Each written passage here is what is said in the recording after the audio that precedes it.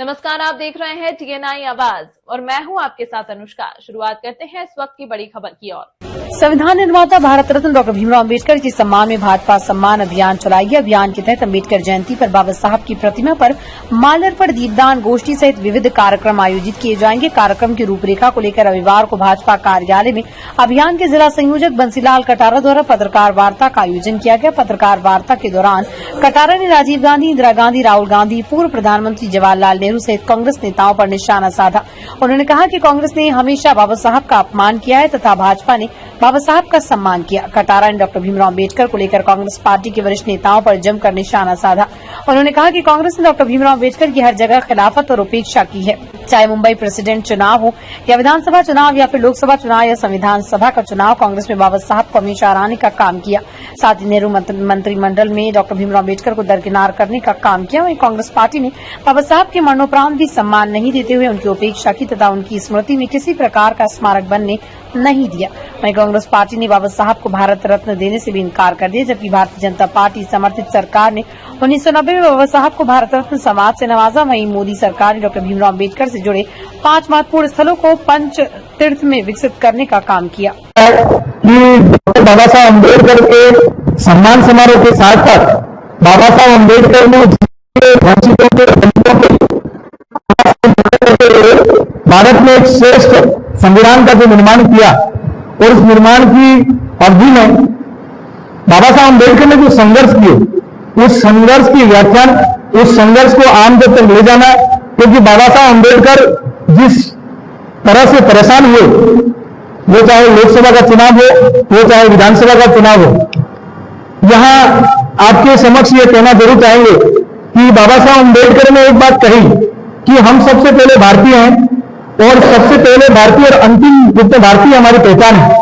तो कितनी बड़ी बात है कि बाबा साहब ने किसी भी तरह से जाति, ऊंच नीच, भेदभाव को निष्पक्ष रहते हुए भारत को एक श्रेष्ठ संविधान निर्माता के रूप में, एक लोकतंत्र के रूप में स्थापित किया।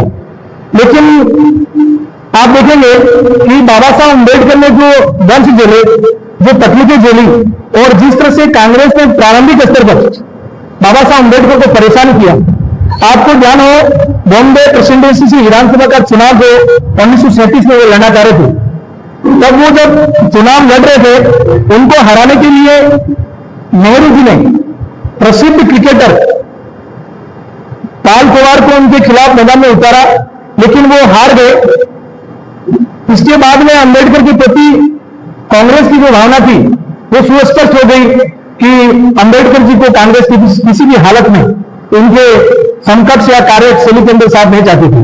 दूसरा चुनाव अगर हमने संविधान सभा का चुनाव होना था और संविधान सभा के चुनाव में बाबा साहब अम्बेडकर को भी चुनकर जाना था, लेकिन कांग्रेस में बंबई प्रीमियर BG खरे ने सुनिश्चित किया कि अम्बेडकर जी किसी भी हालत में संविधान सभा में चुनकर नहीं आए।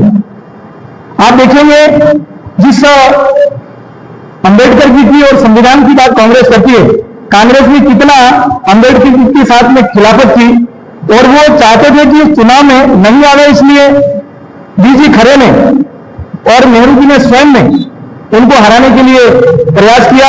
वहां से सीट नहीं दी और बंगाल से वो चुन कर आए। संविधान सभा में बाबा साहब मुंबई प्रीमियर क्षेत्र से नहीं आकर के वो बंगाल से चयन करके आते हैं।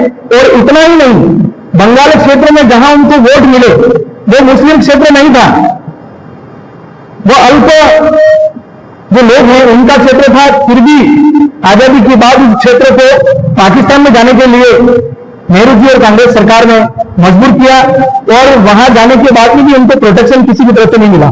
प्रदेश की तमाम बड़ी खबरों को देखने के लिए देखते रहिए TNI आवाज, आपकी आवाज के साथ। नमस्कार। खबरें जो आपको जोड़ती हैं सीधे हमसे, जिनका आपकी जिंदगी पर होता है सीधा असर, खबरों की वही तस्वीर, बिना बदले, बिना डरे।